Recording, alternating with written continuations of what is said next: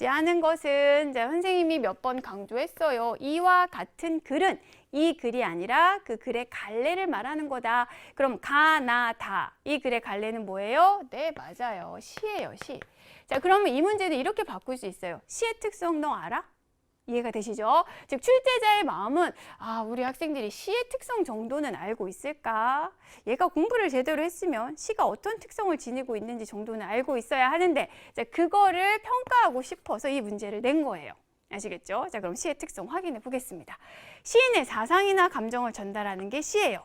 맞습니다. 그렇죠? 그리고 비유나 상징 등을 통해서 참신하게 표현합니다. 맞습니다. 자, 비유나 상징의 방법, 그리고 참신한 표현, 개성적인 발상과 표현 중요하죠.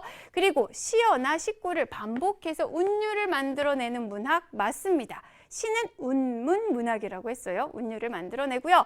네, 감각적 심상을 활용하여 생생한 느낌을 준다. 그렇죠. 자, 시는 감각적인 이미지들, 심상을 많이 사용해서 어떤 영상이 그려지게 한다고 했어요. 그래서 선생님이 시 감상 방법, 공부 방법 이야기할 때 머릿속에 영상을 떠올려라 했던 거 기억나시죠?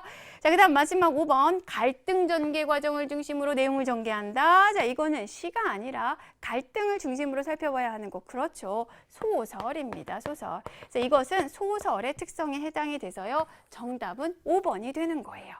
자, 이해가 되셨지요? 자, 다음 문제 갑니다.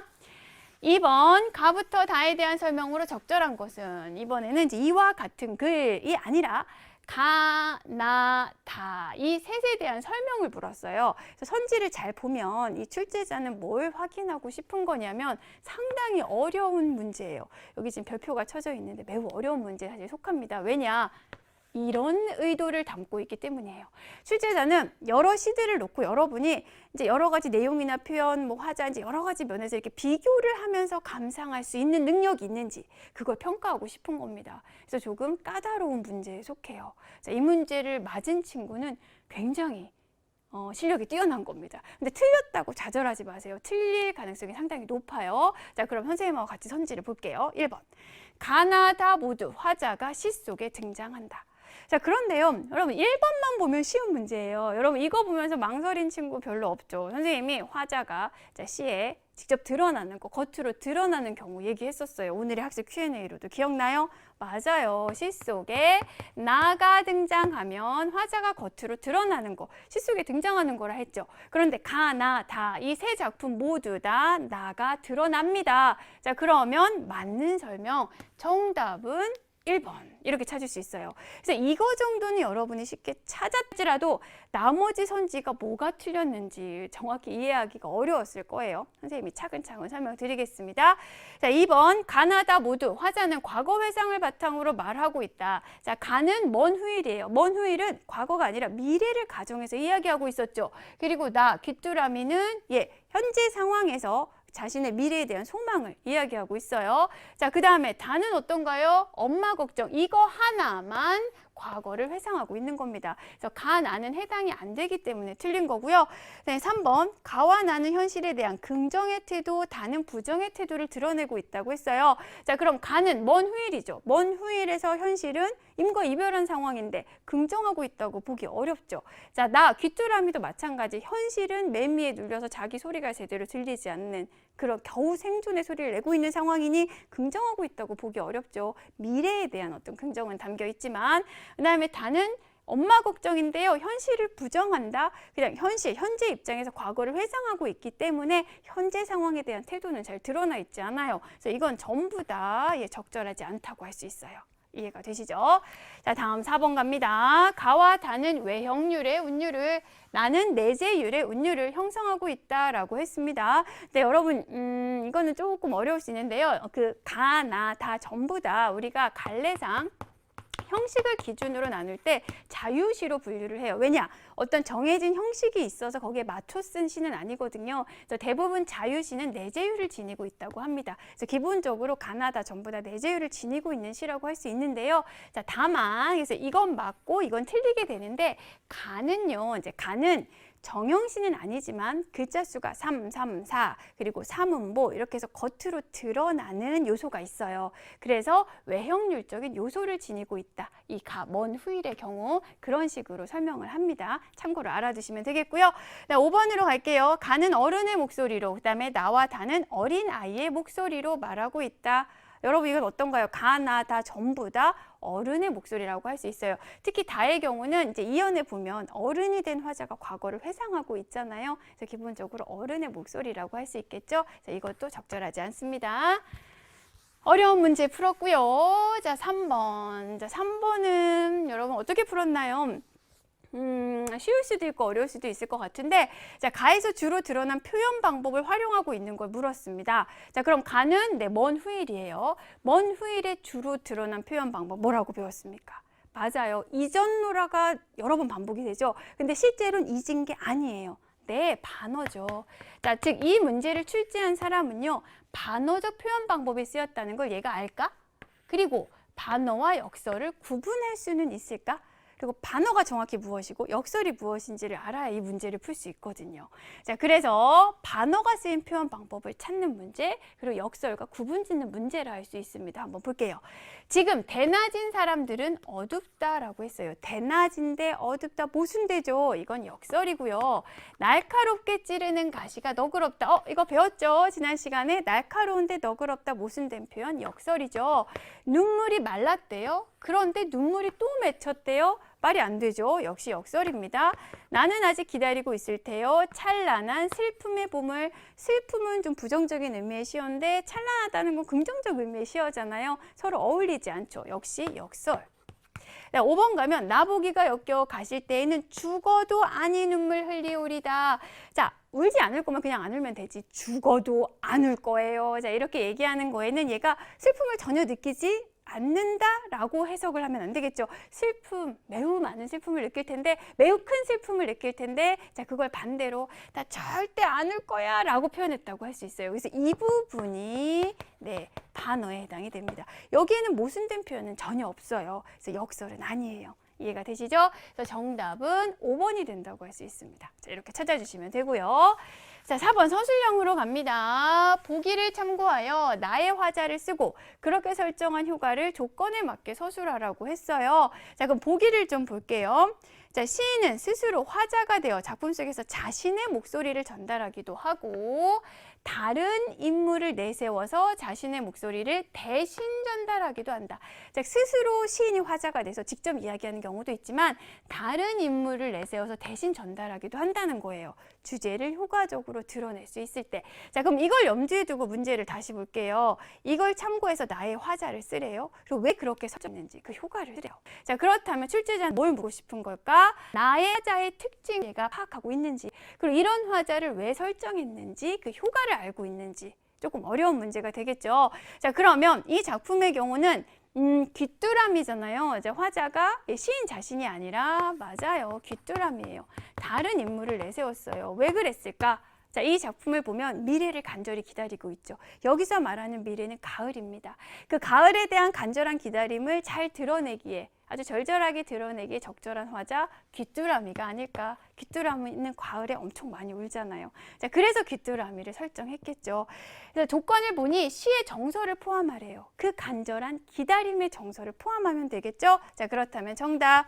시의 화자, 즉 나의 화자는 시 속의 나인 귀뚜라미를 화자로 내세움으로써 가을에 대한 기다림을 더 간절하게 표현할 수 있기 때문에 귀뚜라미를 내세웠다. 이렇게 이야기할 수 있겠죠. 네, 이해가 되시죠? 자, 5번으로 갑니다. 기억과 니은에 대한 설명을 묻고 있어요. 자, 기억은 그 귀뚜라미라는 시에서 이제 울음이라는 시어고요. 니은은 노래라는 시어입니다. 이거 참 많이 출제되는 유형이에요. 자, 출제자의 마음은 이런 시어의 함축적 의미를 얘가 파악하고 있을까? 이게 단순한 울음이 아니고 단순한 노래가 아닌데. 자, 그걸 묻는 겁니다. 아주 많이 출제되는 유형인데요. 그럼 볼게요. 내 울음이 아직 노래가 아니다 할 때 이 울음은 뭐고 노래는 뭘까? 이 울음이 현대적인 음악? 그리고 니은은 전통적인 음악, 지금 현대와 전통을 나누는 그런 얘기 아니고요. 그다음에 기억은 매미가 내는 소리 아닙니다. 이 울음도 귀뚜라미가 내는 소리. 다만 현재 내는, 그쵸? 내가 겨우 살아있다는 걸 알리는 의미 없는 소리였어요. 그리고 노래는 나가 내는 소리는 맞고요. 그다음에 기억은 힘겨운 생존의 소리입니다. 지금은 매미의 그 화려한 시끄러운 소리에 눌려서 제대로 소리가 들리지 않죠. 차디찬 바닥에서 겨우 살아있음을 나타내는 생존의 소리고, 이 노래는 가을의 귀뚜라미 소리 막 울려 퍼지잖아요. 그렇게 감동을 주는 소리가 되겠죠. 그래서 정답은 3번이 되겠습니다. 그다음에 기억은 매미에 대한 원망과 적대감을, 자, 니은은 나의 희망을 의미한다. 여기서의 울음은 그냥 내가 살아있다는 걸 알리는 정도의 소리지 뭐 매미를 원망하고 적대한다고 보긴 어렵죠. 자, 노래는 희망을 의미한다고 할 수 있고, 그다음에 기억은 과거의 시간에 냈던 소리, 이 울음은 현재의 시간에 지금 내고 있는 소리입니다. 그리고 노래는 미래에 내는 소리는 맞고요. 자, 이렇게 여러분이 풀어주시면 되겠고, 자, 이제 6번입니다. 마지막 문제. 자, 디귿을 통해 표현하려는 대상으로 적절한 것을 물었어요. 자, 디귿은 배추잎입니다. 그래서 이렇게 중요한 시어 같은데 밑줄을 치고요. 자, 출제자는 이런 시어의 의미를 제대로 이해하고 있을까? 자, 이걸 알기 위해서 문제를 낸 거예요. 자, 그럼 이 배추잎의 의미를 이해하려고 보니 이제 앞을 봐야겠죠. 엄마 안 오시네. 배추잎 같은 발소리 타박타박. 자, 그럼 이 발소리는 누구의 발소리? 엄마의 발소리일 거고, 타박타박은 이렇게 힘없이 느릿느릿 걷는 모양이잖아요. 그럼 엄마의 발소리가 시든 배추잎처럼 그렇게 뭔가 지치고 힘들어 보인다는 걸 표현한 거겠죠. 그걸 찾으시면 돼요. 빗소리 아니고 나의 슬픈 얼굴 아니고요. 뭐 아픈 자식을 떠오르게 하는 나 아프지 않아요. 그리고 쓸쓸한 분위기가 돈, 이건 뭐 어두운 저녁부로 시간대하고는 관련이 없고, 지쳐서 집으로 돌아오는 어머니의 발소리, 5번이 정답이 되는 겁니다. 자, 이렇게 해서 우리 6번까지 풀어. 엄마 발걸음이 이런 식으로 이제 여러분이 시를 이해한 다음에 여러분 나름의 이해한 방식을 표현할 수 있으면 됩니다. 여러분 잠깐 쉬었으니까 이제 공부 이어갈게요. 자, 개념책 47쪽입니다. 이제 두 번째 7번부터 11번 문제에 해당하는 이제 시를 보니까요. 넌 바보다가 실려 있어요. 자, 우리 3단원 개성적인 발성과 표현에서 배웠었죠. 자, 무엇을 중심으로? 네, 운율과 반어. 자, 제목에서부터 바로 이 바보가 비난하는, 어리석다고 막 뭐라 하는 바보가 아니라는 거 알 수 있죠. 반어적 표현이었습니다. 그럼 어떤 문제들을 출제자는 출제했을까? 이 시를 가지고요. 자, 또 출제자의 마음을 들여다보면서 같이 풀게요. 이 시에 대한 감상으로 적절하지 않은 것을 물었습니다. 자, 가장 일반적인 문제예요. 그래서 이 시에 대한 감상하면 문제가 조금 어렵습니다. 여러 가지를 종합하기 때문인데요. 그래서 선지를 보면은 이 시의 내용은 제대로 이해하고 있는지, 그리고 여러 가지 표현상 특징 같은 것들 이해하고 있는지 묻는 문제라 할 수 있습니다. 자, 1번 나가 관찰한 너의 모습을 구체적으로 묘사하고 있다. 어떤가요? 자, 내가 직접 관찰한 너의 모습, 바보 같다라고 표현한 여러 가지 모습들 묘사하고 있는 거 맞고, 그리고 나는 너를 좋아하는 마음을 고백적인 말투로 표현하고 있어. 맞아요. 어디서? 이연에서 이렇게 표현을 했고요. 다음 너에 대해 다양하게 제시해서 너의 인물됨을 형상화하고 있다. 자, 1년에서요. 다양한 모습들 쭉쭉 보여주고 있었죠. 이것도 맞고, 그 다음에 뭐뭐하는 너는 참 바보다 라는 문장 구조를 반복했어요. 그래서 운율도 만들어내고 의미를 강조하고 있습니다. 이 앞에 붙는 이 내용이 참 바보랑 어울리지 않아요. 그렇죠? 그래서 이거는 실제로는 바보가 아니라 진짜 바보 같다고 느낄 정도로 너무너무 훌륭한 그런 면모들이었습니다. 5번, 나가 추구하는 이상적인 모습을 너라는 상상의 인물로 표현하고 있다. 자, 여기에 나오는 이제 너에 대한 묘사들은 굉장히 구체적이어서요. 이게 상상의 인물이라고 보기는 어렵습니다. 그렇죠? 그래서 나의 주변에 있는 그런 인물이라고 할 수 있을 테니까 정답은 5번이 되겠죠. 자, 다음 8번으로 갑니다. 이 시에서 보기의 내용과 가장 밀접한 시행을 찾으래요. 자, 이게 첫 번째. 서술형 문제 풀 때는 이렇게 표시를 해주면서 풀면 더 도움이 돼요. 그리고 그 시행에 담긴 의미를 서술하래요.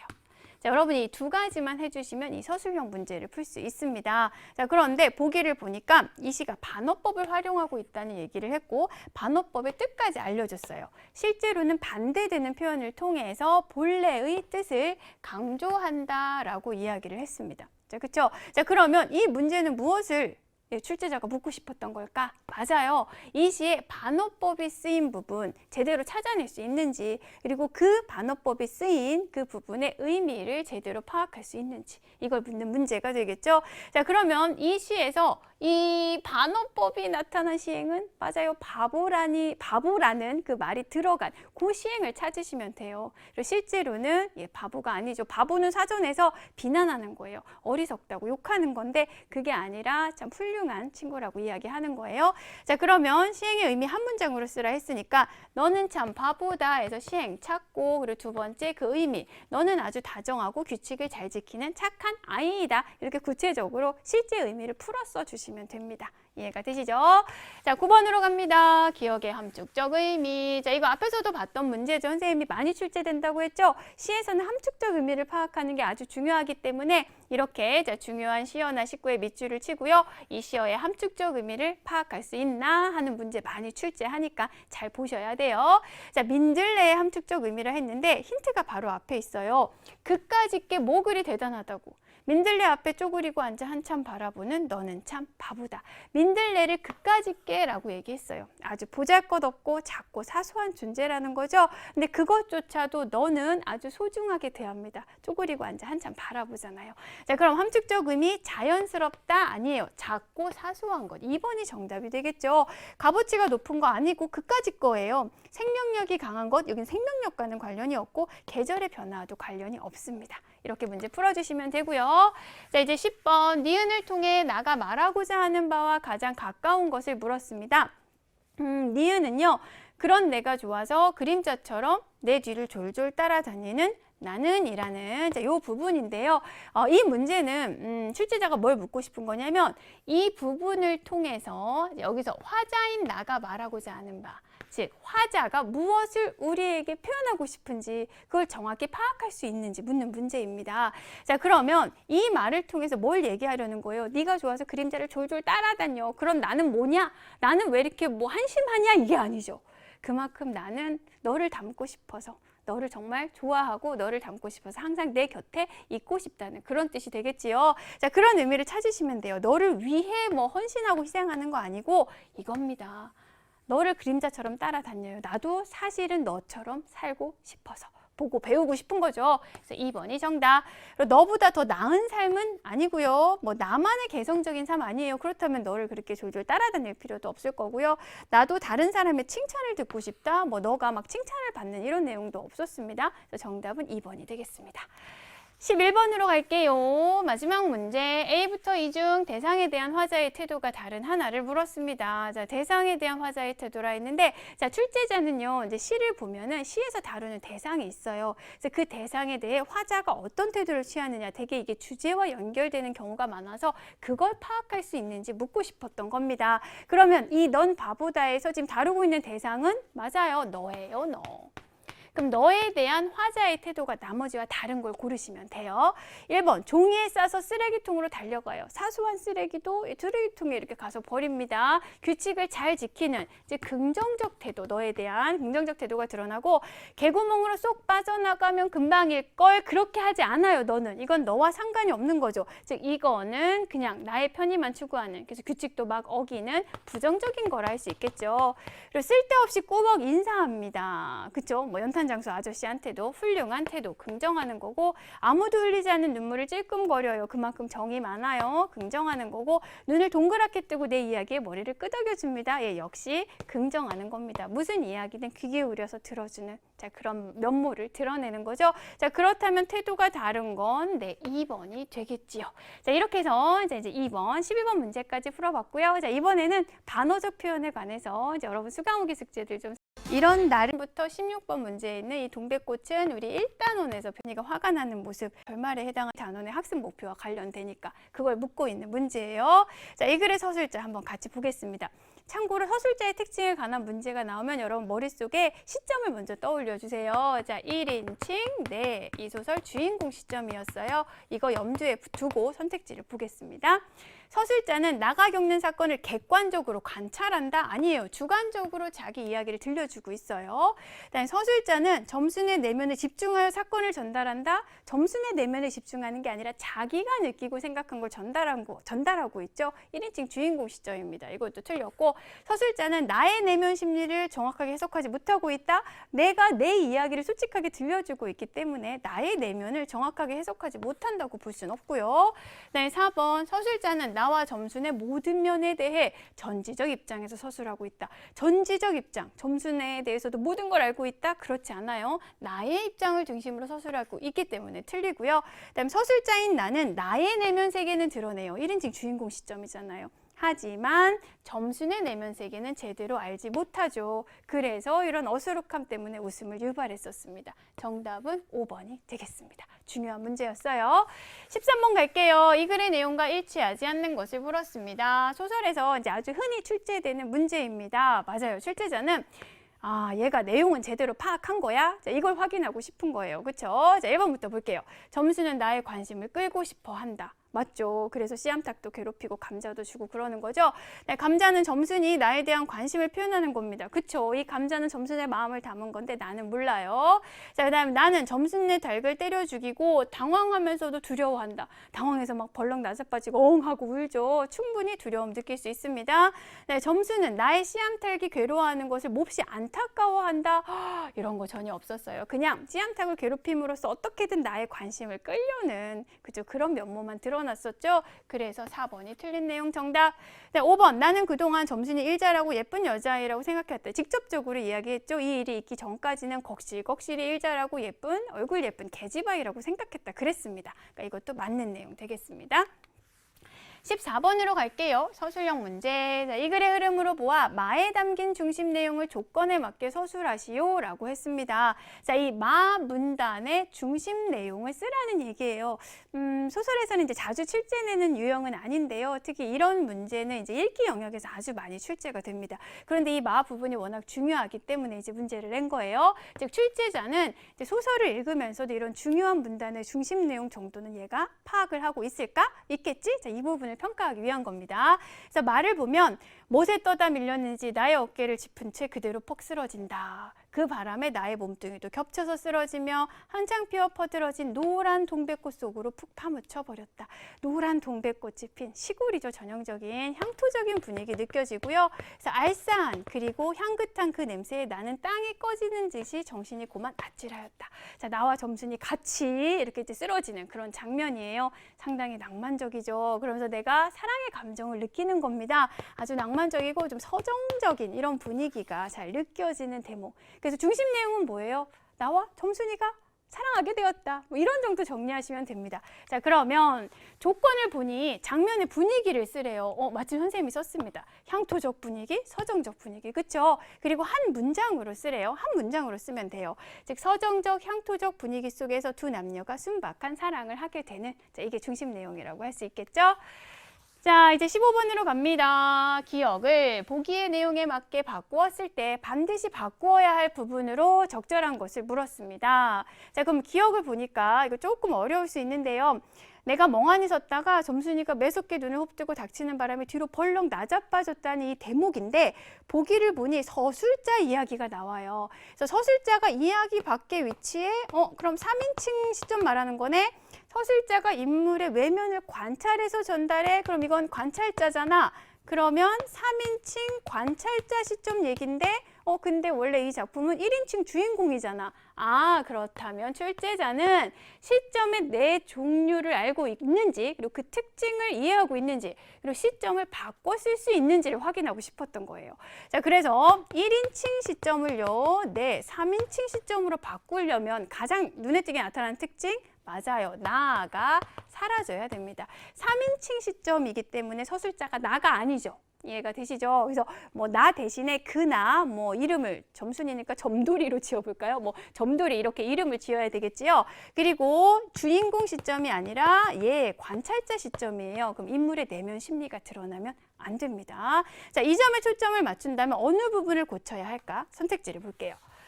자, 나는 멍하니 섰다가 여기 나 나오면 안 돼요. 이 나를 그로 고쳐야겠죠. 그래서 정답은 1번이 되는 겁니다.